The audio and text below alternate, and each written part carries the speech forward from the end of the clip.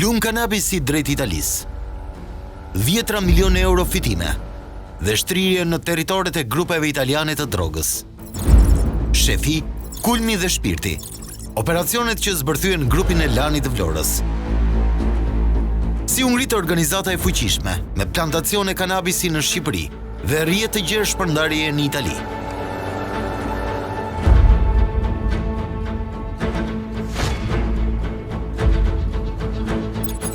Lidhjet e fuqishme të bosit të drogës në strukturat lizbatuese dhe krijimi i rrugëve të lira për transportuesit.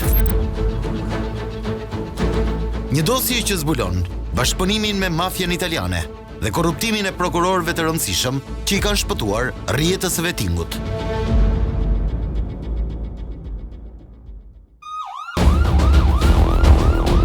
Një shef që pendohet, tonelata kanabisit të sekuestruara, një organizatë e fuqishme që shkatërrohet nga themelet.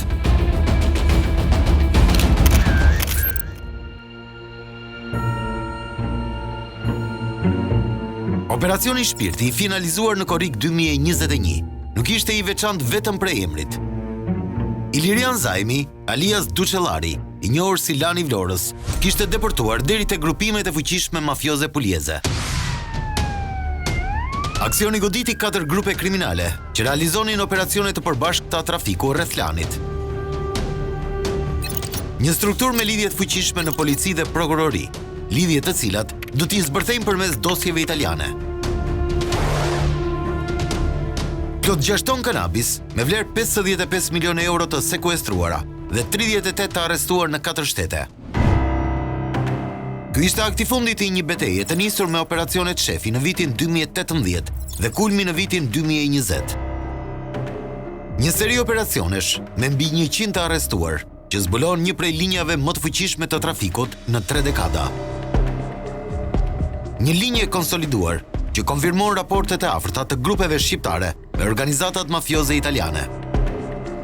Io mi sono occupato già da molti anni di rapporti con la criminalità albanese, delle organizzazioni pugliesi, quindi seguo queste storie da 15 anni almeno, forse di più. Sono cambiate nel senso che all'inizio erano molto più, diciamo, artigianali questi rapporti, poi si sono sviluppati sempre di più, ma è perché c'è stata una crescita delle organizzazioni criminali albanesi nel mondo, non soltanto in Italia.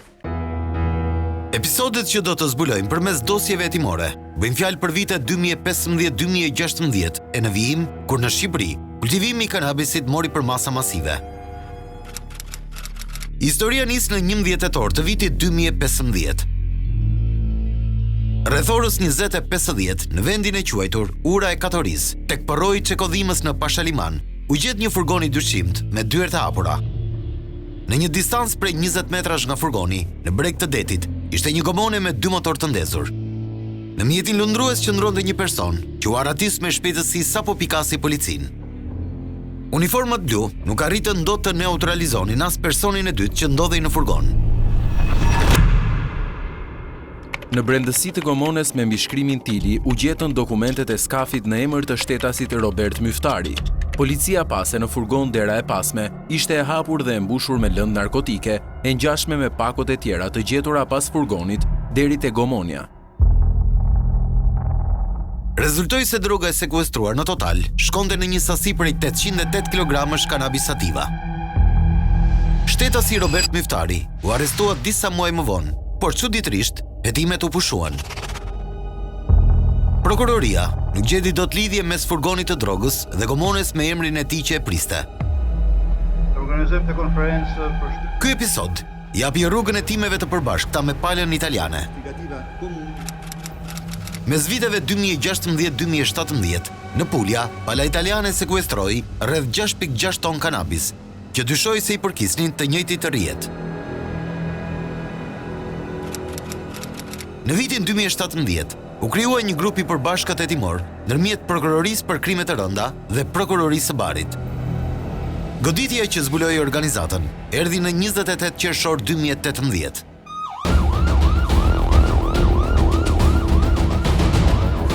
Në një mjet në Sarand, u sekuestruan gati gjysmë ton lëndë narkotike.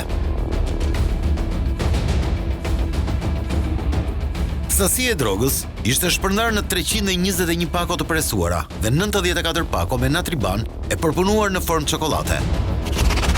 Në prangë ra shoferi italian Vito Barucelli, i njohur për përfshirje në trafik droge dhe një grua që e shoqëronte. Episodi i Sarandës u bashkua në një dosje hetimore me rastin e Vlorës. Provat i jepnin të dhëna se ishin përballë të njëjtës organizat.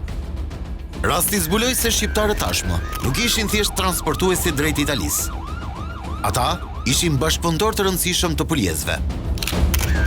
In questo momento i rapporti sono molto stretti, non c'è un rapporto di dipendenza l'uno dall'altro, ma c'è un rapporto di comune, diciamo, alleanza in qualche modo. La Puglia è il primo luogo di approdo naturalmente dei grandi traffici, soprattutto di marijuana, che vengono dall'Albania, e quindi è chiaro che un accordo con le organizzazioni pugliesi è stato necessario. Gjatë hetimeve, u arrestuan dhe u ngritën akuza për 46 pandehur në Shqipëri dhe Itali. 4 nga të arrestuarit u kthyen në bashkëpunëtor të drejtësisë. Në dëshmitë e tyre, ata dhanë shpjegime në lidhje me episodin e parë, atë të vitit 2015, ku sekuestruan 808 kg lëndë kanabis në Vlorë në përpjekje për ta trafikuar drejt Italisë. Nga hetimet e kryera nga grupi i përbashkët hetimor u zbuluan të dhëna të reja se shtetasi Robert Myftari vepronte në kuadër të grupit të strukturuar kriminal që synonte trafikimin e lëndëve narkotike nga Shqipëria për në Itali. Mariglen Shusha, i konsideruar si një prej organizatorëve të trafikut gjatë operacionit Shefi, pranoi të bashkëpunonte me autoritetet në Itali. Ishte ky personazh që zbuloi bashkëpunimin me oficer policie dhe prokuror, lidhje të cilat do t'i zbërthejmë pak më poshtë me prova të papublikuara më parë. Marigleni zbuloi se organizata e përbërë nga disa grupe, kryesoi nga Ilirian Duçellari, Alia Zajmi, banues në Vlorë. Në këtë grup ka pasur një rol të rëndësishëm veti pandeuri, Mariglen Shusha. Ai grumbullonte drogë në Shqipëri dhe niste drejt Italisë, ku e priste vllai Lani Duçellarit. Lënda është mbledhur gjatë muajit shtator 2015 në shtëpinë e shtetasit Julian Bejdollari, pranë pyllit të sodës Vlorë. Shtetasi Aurel Kalari, kushëri i Julianit, ka qenë personi përgjegjës për kqyrjen e lëndës narkotike, e cila ndodhej në shtëpinë e Julianit.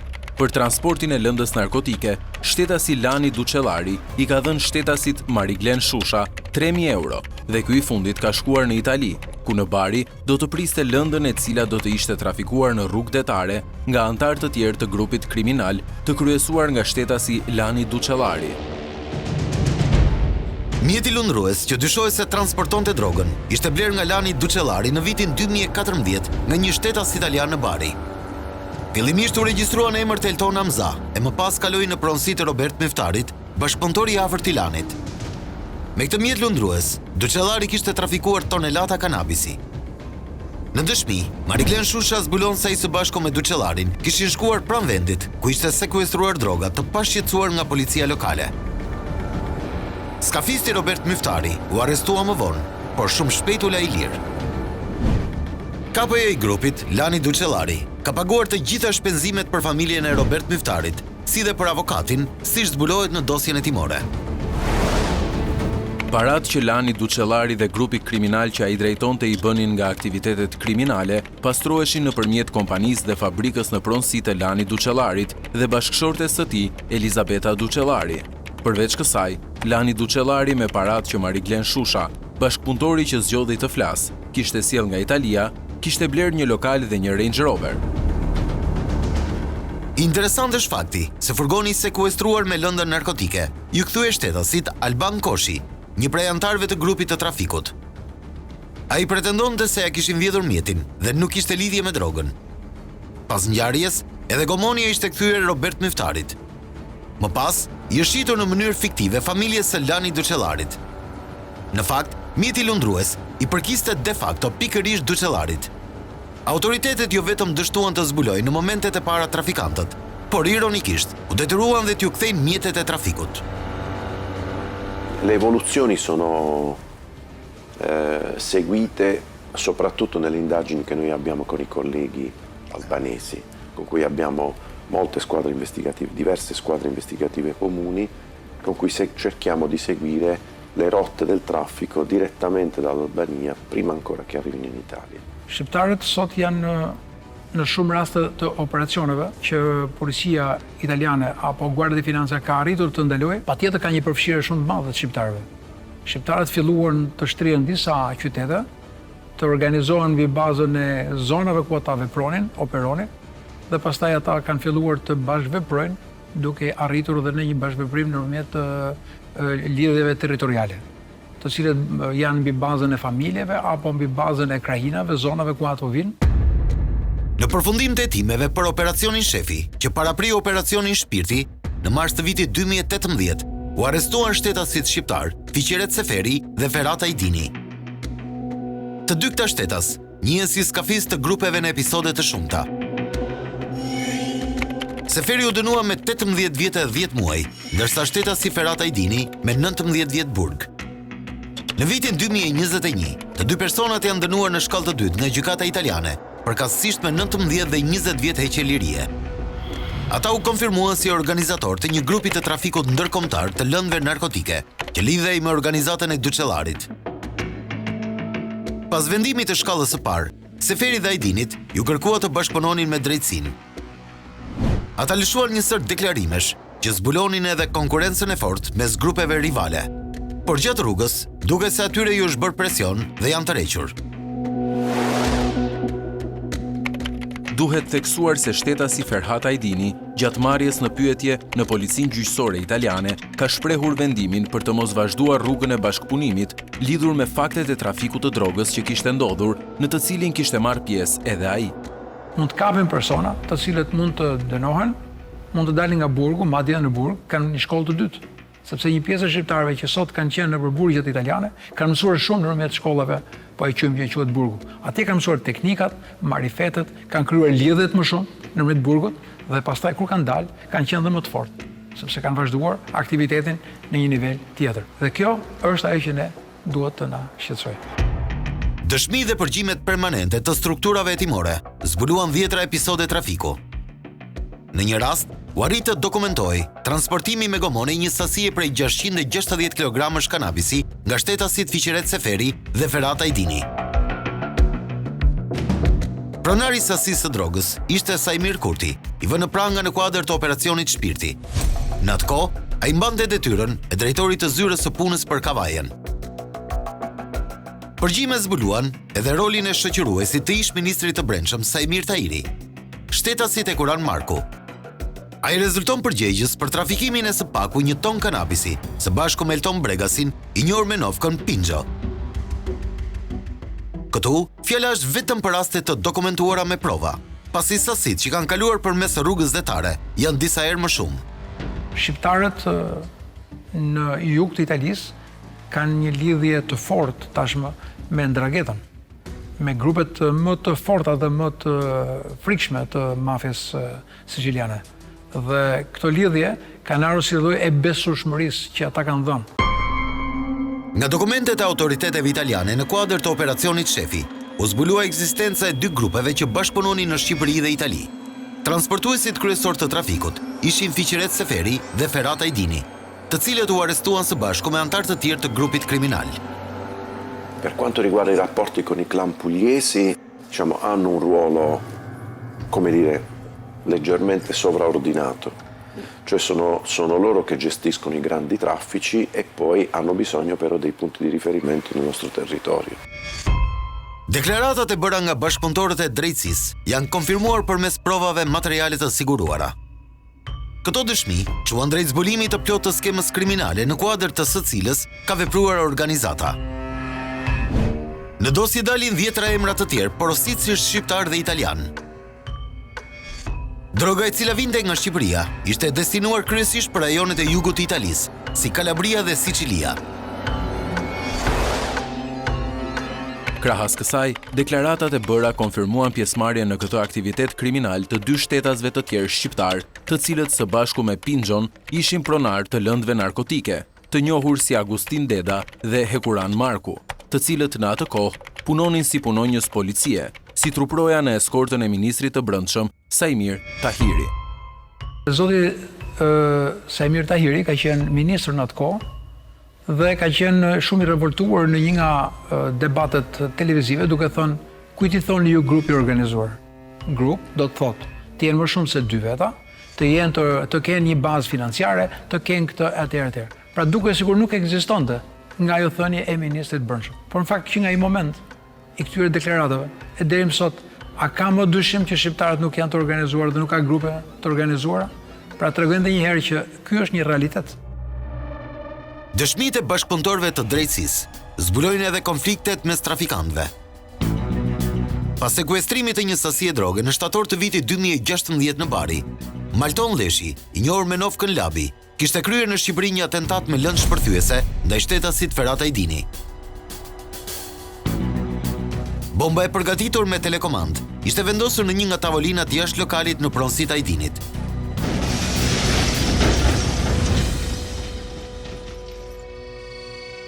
Fatmirësisht, nga shpërthimi nuk pati të lënduar. Duket se ngjarja ishte një paralajmërim. Leshi kërkonte shumën prej 50.000 eurosh si kompensim për drogën e sekuestruar. Ajdini i kishte shpjeguar Pinxhos dhe Leshit se nuk e kishin paguar për transportin e marijuanës nga Shqipëria në Itali.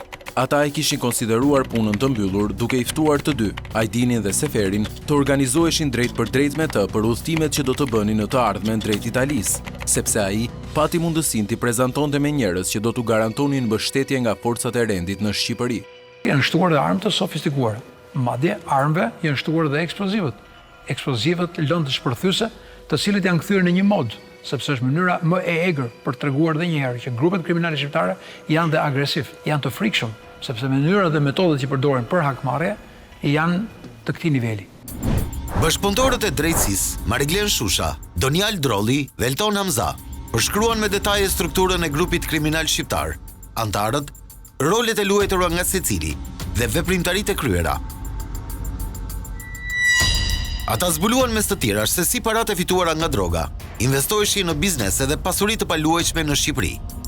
Ata janë me financa dhe financat e tyre fatkeqësisht apo fatmirësisht kthehen në territorin shqiptar, në Kosovë dhe në Shqipëri, edhe për t'i pastruar, për t'i vënë në punë këto lekë të krimit, siç janë format e ndërtimeve të ndryshme, janë agjencitë imobiliare, janë biznese fiktive që ata krijojnë në mënyrë të tillë që t'i ripastrojnë këto para. Koka e grupit kriminal shqiptar dhe pronari drogës së trafikuar në periudhën e përcaktuar është deklaruar kryesisht Ilirian Duçellari në shumicën e episodeve. Ai përmendet edhe me Novka Xhaxhai dhe Lani Kafes. Nga dosje hetimore, zbulohet se ai kishte kultivuar në zonën e Skraparit plantacione me mbi 45.000 bim kanabis, të gjitha të destinuara për tregun italian. I penduari Mariglen Shusha deklaroi se nga këto bim të kultivuara në afërsi të malit të Tomorit, ishte siguruar një sasi prej 7 deri në 8 ton lëndë narkotike. Shtetasi Ilirian Duçellari ishte në krye të grupit kriminal që kryente trafikimin e drogës, por edhe nëpërmjet kultivimit të drejt për drejt të kanabisit në Shqipëri, përpunimit, paketimit dhe ruajtjes së saj për ta trafikuar në Itali me gomone në të cilat hipte gjithmonë një person i besuar si shoqërues. Hetimet nxorën në pa skandalin e implikimit të punonjësve të policisë dhe zyrtarëve të administratës në linjën e rëndësishme të trafikut të drogës. Dëshmitë e një prej të penduarve zbulojnë edhe dyshimet për korruptimin e një prokurori të rëndësishëm, që sot është pjesë e SPAK.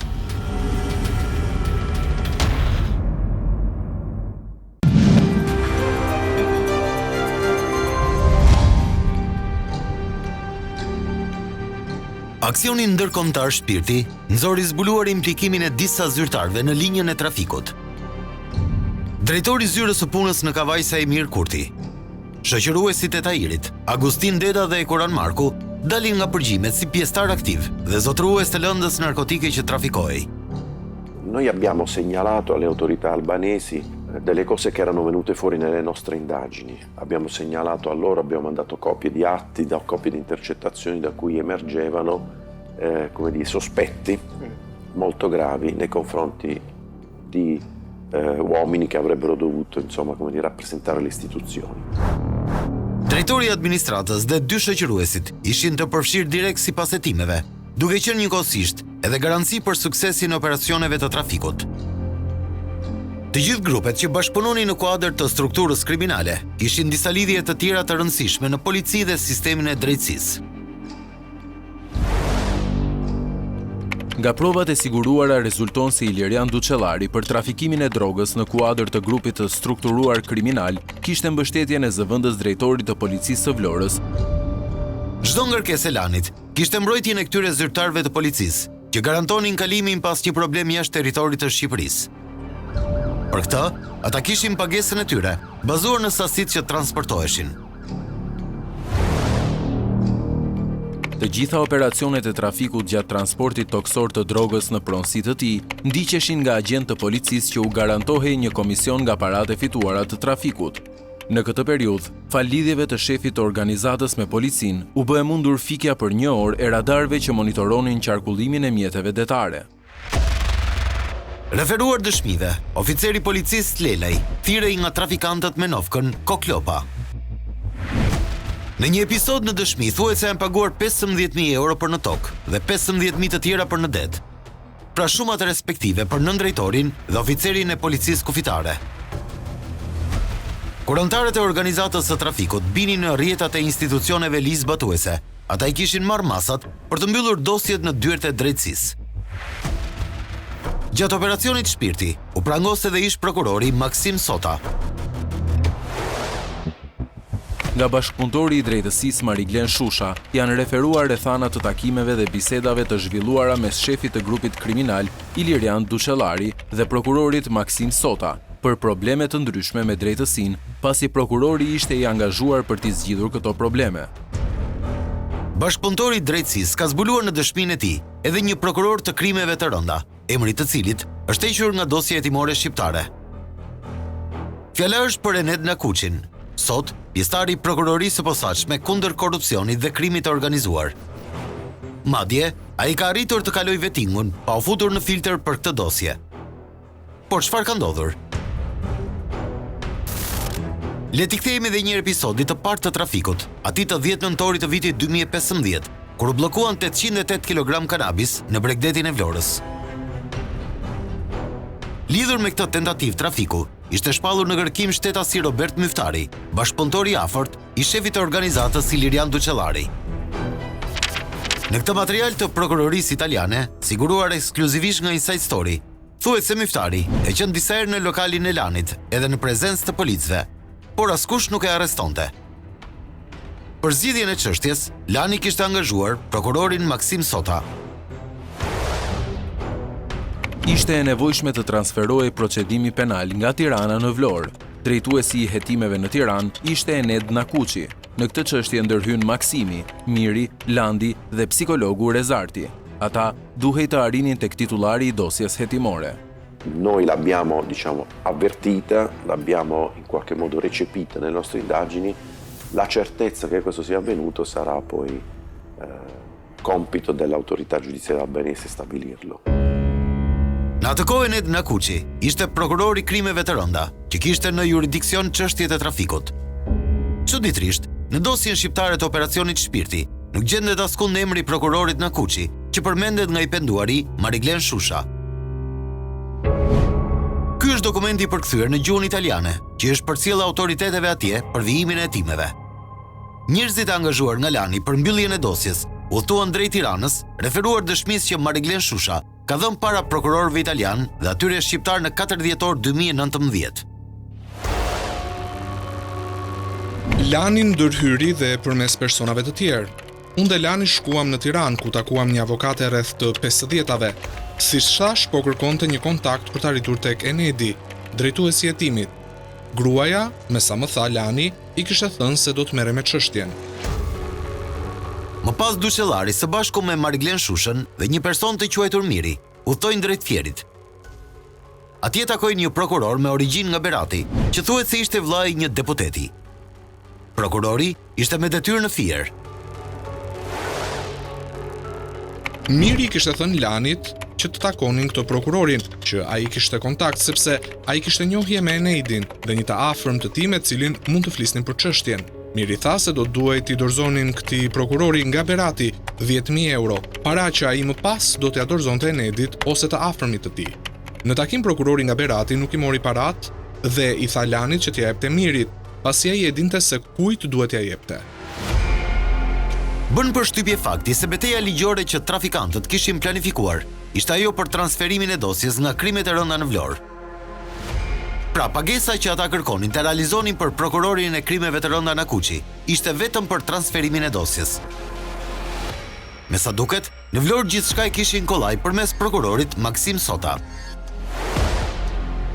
Landi, Maksimi dhe Miri po merreshin me çështjen deri në kalimin në prokurorinë e Vlorës. Di që për zgjidhjen e çështjes së sekuestrimit të 808 kg marijuan për transferimin mes prokurorive, Lani ka paguar 150 deri në 200.000 euro. Kështu më ka thënë. Aspettiamo di sapere se le nostre prove poi hanno avuto dei risultati nei processi in Albania. Noi non processiamo in Italia, diciamo, personaggi pubblici albanesi, non c'è questo. Questo avviene in Albania anche grazie alle nostre indagini, quindi vedremo che succede nei processi in Albania. Tani le të shohim në mënyrë kronologjike hapat kryesor se çfarë ndodhi me dosjen hetimore ndaj pjesëtarit të grupit Robert Myftari, dosje e cila ishte në dorë të prokurorit Ened Nakuqi. Në bazë të referimit të policisë së Vlorës, prokurori i krimeve të rënda regjistroi procedimin penal numër 313, datë 11 nëntor 2015. Në datën 29 janar 2016, u regjistrua si i dyshuar emri i Robert Myftarit. Këtu është momenti kur hyn në lojë Lani me njohjet e tij në prokurori. Në 25 nëntor të vitit 2016, vendoset pushimi i hetimeve ndaj Robert Myftarit, edhe pse në gomonin e drogës ishin gjetur dokumente që e lidhnin me të. Ndërkohë, në 10 korrik 2017, u pezullua dosja, pasi nuk arriti të identifikoheshin trafikantët. Pra, dëshmia e Mariglen Shushës përputhet me atë që ka ndodhur në të vërtetë. Hetimet ndaj Myftarit ishin pushuar dhe dosja ishte pezulluar. È un po' come sempre nei rapporti internazionali tra autorità giudiziarie, all'inizio c'è sempre un po' di sospetto, di paura, si parlano lingue diverse, non soltanto proprio di lingua, ma proprio di mentalità diverse anche. E ci sono stati degli anni in cui questi rapporti non riuscivano ad ottenere risultati, anzi a volte abbiamo avuto il sospetto che i grandi trafficanti, i grandi capi la facevano sempre franca, non riuscivano mai e naturalmente il sospetto era che ci fossero anche fenomeni di corruzione. Duke u kthyer edhe një herë tek tentativa për të kapur prokurorin e dosjes në Tiranë për sekuestrimin e drogës, Lani më tha se çështja po zgjidhej. Pra, prokurori Ened Nakuqi e kishte mbyllur çështjen. I takon organeve ligjzbatuese për të verifikuar më tej se kush ishte përfituesi 200.000 eurove që trafikantët kishin paguar referuar dëshmisë së bashkëpunëtorit të drejtësisë italiane. Procedimi ishte mbyllur, por Lani dëshironte dhe t'i kthej gomonia e sekuestruar. Ai më tha se kishte paguar 200.000 euro për zgjidhjen e çështjes. Duhet i kthenin edhe gomonen. Parat Lani nuk i pagoi në një dorë. Këto para i mori psikologu Landi për të paguar atë që kishte zgjidhur çështjen. Por Lani dyshonte se psikologu kishte mbajtur një pjesë të parave për vete. Shusha pyetet nga prokurorët nëse ai vetë ka qenë i pranishëm kur janë dorëzuar parat. I penduari sqaron se ka qenë prezent në tentativën e parë kur Lani u përpoq t'i jap 10.000 euro prokurorit nga Berati. Ai sqaron se nuk ka qenë prezent kur janë dhënë 200.000 euro për prokurorin e Tiranës. Pash vetëm parat, 10.000 euro në duart e Lanit që doja i jepte Mirit. Për të tjerat u kam thënë ato që di nga Lani për çështjen. Di që psikologu kishte një rol të rëndësishëm në dorëzimin e parave të oficeri i policisë gjyqësore pranë prokurorit të çështjes në Tiranë. Pyetja që ngrihet natyrshëm është, përse prokurori i krimeve të rënda nuk është marrë në pyetje pas dëshmisë së Mariglen Shushës. Faktet përputhen me dëshminë. E vërteta është se dosja që kishte në dorë Nakuqi për trafikantët e Vlorës ishte pushuar. Emri i tij nuk figuron as në dosjen e shqiptarëve. Gjithçka është kaluar në eshtje. Për subjektin e rivlerësimit, zotin Enes Nakuçi. Pavarësisht këtij episodi, prokurori arriti të kalojë procesin e vettingut me gjithë problematikat e konstatuara. Dhe kjo tregon edhe një herë që krimi ka dëbërtuar aq shumë sa që tashmë rrënjët e tyre janë të shtrira në shoqëri, janë shtrira në politik, janë shtrira në organet e ndryshme. Sa janë të infektuara. Kjo pastaj kërkon atë që ne themi analizë dhe patjetër vetë pastrim. Çështja në fjalë nuk u diskutua fare gjatë procesit, pasi askush veç kolegëve të tij nuk kishin informacion. Në proces verbalin e vendimit përfundimtar që e konfirmoi në detyrë, bie në sy fakti se është analizuar një dosje ngjashme. Vëzhguesi ndërkombëtar, Theo Jacobs, ka vënë në dyshim integritetin e Nakuçit pasi më herët ai kishte pushuar një tim për trafik droge që i përkiste vitit 2013. Pra një precedent që ripërsëritet. Janë bërë gabime thelbësore dhe serioze nga subjekti gjatë kryerjes së funksioneve si prokuror i çështjes.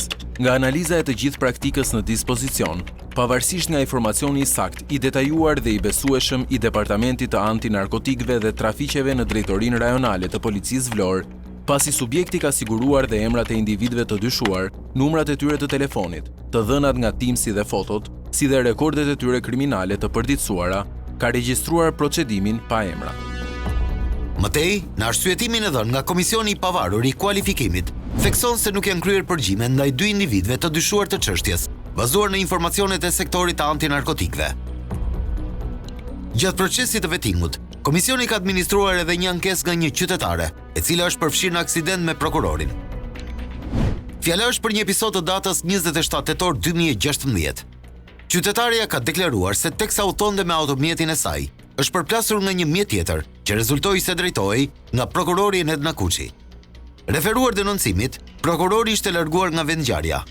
Në fakt, e kishte pranuar edhe vetë Nakuçi, që ishte rikthyer në vendngjarje. Ai kishte mbajtur qëndrimin se në momentin e parë nuk kishte kuptuar kontaktin fizik dhe dëmtimet e mjetit tjetër.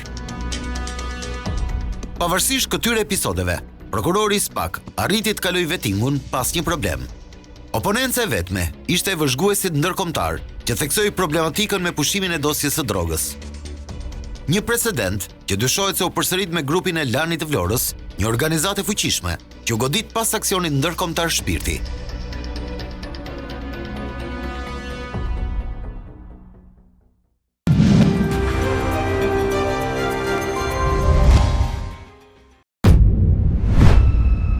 Lidhjet e fuqishme në polici dhe drejtësi i fuqizohen së tepërmi grupet e goditura në kuadër të operacioneve Shpirti, Kulmi dhe Shefi.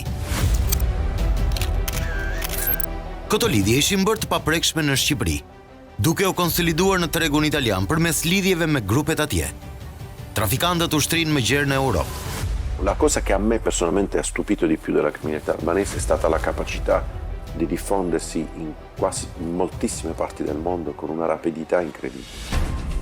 Njerëzit e Lanit dhe grupeve të tjera bashkëpunëtore ishin stacionuar kryesisht në provincën e Barit. Shumë prej tyre njiheshin për aktivitetet e jashtëligjshme dhe ishin vënë nën përgjigje mjedisor. Krimi organizuar është gjithmonë një hap para struktura ligjzbatuese për të vetmin fakt se krimi organizuar në veprimtarinë e tyre nuk ka protokoll. Organet ligjzbatuese, policia, prokuroria, gjykata apo kushdo qofshin, që të gjithë janë të detyruar të zbatojnë një protokoll, një proces kalvar burokratik proceduras që derisa të arrihet të kompletohet krimi organizuar me strukturat apo me investimet që ka apo me mundësitë ekonomike që ka, arrinte edhe të merrte vesh përpara se të goditesh. Pjesën më të madhe të rasteve, mund ta them me bindje këtë. Ishte pasditë e datës 8 mars 2017, kur efektivët e Dias në Bari, në bashkëpunim me Guardia di Finanza, arrestuan në flagrancë dy shtetas shqiptar. Erion Mandri dhe Erion Hoxhara ishin përgjuar dhe u kapën në bordin e një skafi që vinte nga Shqipëria. Në mjet, u gjetën lëndë narkotike e llojit marijuan me një peshë totale prej plot 1.2 tonësh. Në të njëjtën kohë në tokë, në zonën e Molfetas, aty ku do të zbarkoi droga, gjendeshin Shkëlzen Daci dhe Marius Kacani, të dy duke pritur në një makinë Toyota. Sapo helikopteri Guardia di Finanza mbërriti aty pranë, ata u larguan me nxitim nga i vend. Daci dhe Kacani u arrestuan pak më vonë nga autoritetet italiane dhe Dia. Prania e shkëlzendacit në atë vend ishte me interes sepse mbështeste hipotezën e timit se ai së bashku me Erion Mandrin dhe Elton Hamzain ishin personat kyç të trafikimit të mbi 1 ton kanabisi. Pas arrestimit të shkëlzendacit, në krye të organizatës kriminale ishte Ervin Mandri, i quajtur Xhaxhai. Ai që ishte organizuar, ai që ishte mirë financuar kjo fushtat e trafikut drogës në vendin tonë në ato vite, saqë arritën deri aty saqë nuk investonin më thjesht të blejnë një drejtor, një apartament apo t'i bëjnë dhurat një Mercedes, një dorë lekësh edhe ta korruptojnë dhe të bëjnë një kalim, siç bëhesh dikur, do korruptohesh dikush që e ka në dorë, por çonin njeriu dhe ta organizonte vet aty direkt në vend. Vetëm nga policia e shtetit, paktën flasin për 2022-shin, nga agjencia e mbikëqyrjes policore, ishin 314 persona të proceduar nga policia e shtetit, nga të cilët 124 të dënuar me vendim gjykate. Dhe tregon një shifër jo të vogël, të paktën të evidentuar. Nuk po flasim për atë pjesën tjetër që është e pa evidentuar, që shpeshherë ka bërë dekonspirimin e operacioneve të policisë, si të SPAK-ut, si të prokurorisë, ashtu dhe të vetë policisë. 2 muaj pas arrestimit të skafistit Erion Oxhara, në 16 qershor 2017, në qelia ti shkojnë për vizit familjarët, siç mund të shihni në këtë foto të shkëputur nga dosja hetimore. Për to kishin ardhur bashkëshortja e tij, e ëma dhe vajza e tij e vogël. Në dhomën e takimeve të burgut, biseda e tyre u regjistrua. Dje ishte siguruar që biseda mes tyre të përgjoj përmes kamerave të instaluara në dhomën e takimeve. Erioni tregoi bashkëshortes së tij se ishte marrë në pyetje nga hetuesit dhe se i kishin treguar foton e dikujt. Ai u kujdes të mos të shqiptonte emrin e personit, por foli me kode, duke ju referuar si ai vajzave që nën kuptonte se kishte vajza. Për t'ia shpjeguar partneres me saktësi që ajo ta kuptonte, ai vuri dorën në fytyrë dhe fërkonte mjekrën. Pra personi që po hetoi nga grupi i tij kishte mjekër dhe duhej informuar të bënte kujdes. Oxhara i kërkoi bashkëshortes së tij që t'i thoshte personit të përshkruar që të mos lëvizte shumë, të ishte gjithçka nga rrjetet sociale. Me sa duket, ai po jepte sinjale ta shpëtonte nga implikimi në episodin e trafikut të 8 marsit, operacion që kishte çuar në arrestimin e tij. Erioni e këshilloi disa herë që të mos harronte porosin dhe paralajmëroi gruan të mos e ngrinte zërin nga frika se mos përgjojë biseda. Gruaja e tij e siguroi se ajo do të vepronte në përputhje me porositë që po jepte. Na morën në pyetje, i thoni të mos lëviz shumë. Zemër je mirë, pse nuk jam mbyllur gjërat, më thuaj pak. Nuk jam mbyllur akoma. Pse? Na kanë marrë edhe në pyetje. Po. Thuaj të mos lëviz shumë, më treguan foton e tij, mos e ngri zërin. Jo. Kan frikë se përgjojnë. Në rregull. Thuaj nuk duhet të lëviz shumë. Në rregull. Ai i vajzave. Në rregull, në rregull. Më pas Erion Oxhara ndryshon temën dhe pyet nënën e tij si ishte me shëndet. Nëna e siguron që ishte mirë. Erioni pastaj komunikon me fëmijën, të cilën siç tregohet në këtë imazh e mba në prër. Më pas, kur Erioni flet sërish me bashkëshorten e tij, duket se ul zërin për të mos u dëgjuar çfarë thot. Nëse e takon, thuaj që të heq gjithçka. Mirë, do t'i them. Thuaj të heq gjithçka, se më kanë treguar foton. Mos harroni veten. Si të harroj? Në dokumentimin e episodit të trafikimit të mbi 1 ton kanabis, ndihmoi dhe dëshmia e një shtetase të quajtur Manushaqe Korri. Ajo ishte shoqëruese e shtetasit Bledar Almuça, edhe ky një prej të arrestuarve si pjesëtar i grupit. Gruaja deklaroi se kishte dieni për çdo detaj në lidhje me drogën e 8 marsit. Ajo ja ngarkoi çdo përgjegjësi të dyshuarve, Elton Hamzait, shkëlzendacit e disa personave të tjerë të arrestuar. Elton Hamza është ai që nga Shqipëria i dërgon drogën në Itali si personi besuar nga krerët e mëdhenj shqiptar që e shesin. Është lidhja mes bosëve të mëdhenj dhe organizatave që marrin drogën në Pulja. Përveç kësaj, Elton Hamza në Shqipëri ka plantacionet e veta të marijuanës, të cilat i kultivon së bashku me partnerët e tij në mal. Ajo që bie në sy është fakti se organizata ishte futur edhe biznesit të madh të kokainës. Kjo zbulohet në një prej dëshmive të shtetases Manushaqe Korri. Hetuesit italian kanë konstatuar forcimin e lidhjeve të këtyre grupeve me trafikantët e mëdhenj në Amerikën Latine. Rrjeti i shpërndarësve të kanabisit funksionon edhe për shpërndarjen e drogave të forta. Ata nuk lëvizin, shkojmë ne tek ata. Ai ndonjëherë kur duhet të sillte diçka kur ne kërkonim 100 gram të bardhë që duheshin me urgjencë, na i dorëzonte në Kocce apo Conversano.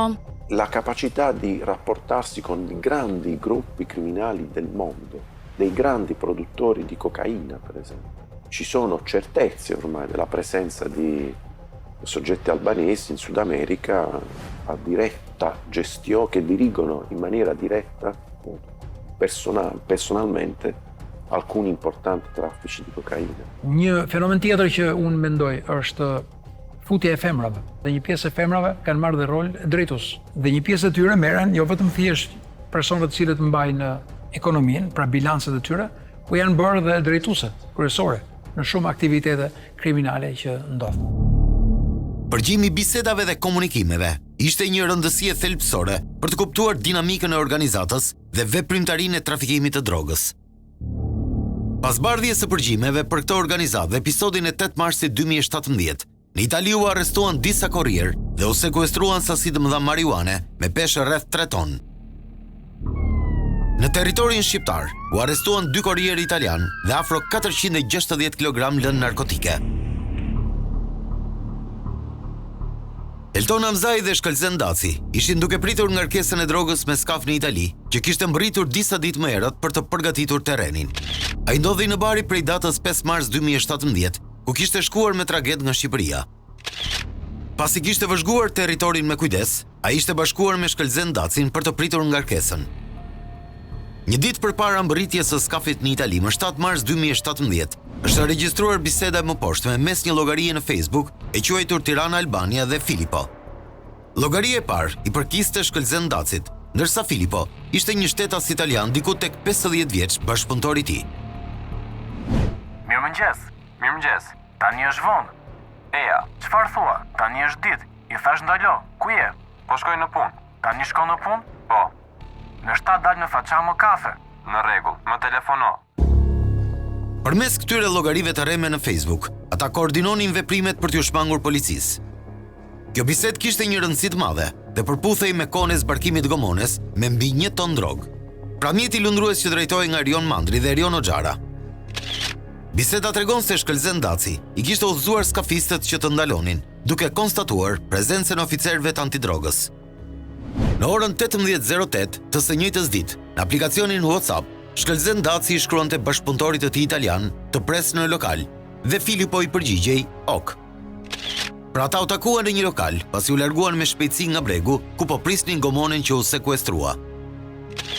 Kjo ishte prova që vulosi hipotezën se Shkëlzen Daci, Marius Kaçani dhe Filippo Abate ishin së bashku pjesë e organizatës që më 8 mars 2017 solli në Itali sasinë e madhe të lëndës narkotike. Bisedat e përgjuara, po ashtu mes të dyshuarave Ervin Mandri dhe Bledar Almuça, pas kapjes së korrierit të tyre, konfirmuan pamëdyshje përfshirje në grupin kriminal. U mërzita pak dje në mbrëmje dhe jam akoma tani sepse delet ikën nga kopeja ime. E kupton? Jo. Tani do të gjej delet pas 20 minutash. E gjeta. Mirë, e gjete? Fal Zotit. Duke shpresuar. E kupton? Por unë isha i çmendur pasi e kisha në pjesën e pasme të makinës dhe iku. Jo. Ju betojmë Dima, tani po marr një makinë që të shkoj ta gjej, ta marr. Do flasim më vonë Xhaxhi, po të çmendem, më jep gjysmore. Mirë atëherë. Dosja italiane tregonte se vetëm një pjesë e drogës që kalonte nga Shqipëria për në Itali është kapur. Tonelata të tjera me kanabis duhet kenë kaluar matan Adriatikut përgjatë atyre viteve kur në Shqipëri kultivimi i drogës u bë një dukuri masive. Përgjatë hetimeve që zgjatën disa vite në 3 operacionet e mëdha, rastet e dokumentuara me prova janë 4 apo 5 episode trafiku në sasi të mëdha. Në 10 raste të tjera, droga ka arritur të kalohet dhe të hidhet në rrjetet shpërndarse. Pra nëse organizatës janë sekuestruar rreth 6 ton kanabis, sasi e kaluar me sukses nga trafikantët është disa fish. Analiza të riskut të nxjerra nga gjitha strukturat kombëtare, ndërkombëtare që nga DEA, DIA apo partnerët gjerman që luftojnë trafikun e drogës, thuhet dhe është arritur në një konkluzion që në rastin më të mirë kapet 10% deri 20%. Në rastin më të mirë, një periudhë kohore vjetore, siç maten dhe ç'bën raportet përfundimtare. Pra, nënkuptohet dhe flitet që në rastin më të mirë shkon 20%, imagjinoni vetë sa janë 80% të atyre kur janë kap 20%. Dopo neanche tanti anni, se ci pensiamo, ad una rete internazionale di trafficanti che spazia in tutta Europa, spazia in Sud America, spazia nelle isole spagnole. Dosja e timore shpirti konfirmon edhe njëherë përhapjen e organizatave shqiptare në Itali, bashkëpunimin me mafian vendase, sofistikimin dhe ndikimin e tyre tek drejtësia. Ata duket jenë për herë një hap përpara shtetit. Çfarë nuk blejnë dot me para, gjejnë metoda të tjera kriminale. Noi per il momento, dal punto di vista delle certezze giudiziarie, consideriamo la criminalità albanese come criminalità dedita ai traffici internazionali stupefacenti, quindi quello che per noi è l'articolo 74. Fino a che non avremo una sentenza noi non possiamo dire che la criminalità albanese ha una tipologia mafiosa. Non lo possiamo dire, ma non lo possiamo escludere. Operacionet Shpirti, Kulmi dhe Shefi treguan se organizatat kriminale shqiptare në Itali nuk janë më vartëse të atyre italiane, por janë ngritur në nivele barazie. Lumi parave të krimit investohen në kapitale dhe shndrohen në biznese të rregullta. Një tipologji që e gjejmë te ndragheta italiane, me biznese, fuqi ekonomike pafund që krijon influencë në qarqet politike. Ky cikël është përvetësuar dhe po zbatohet më së miri nga grupet shqiptare.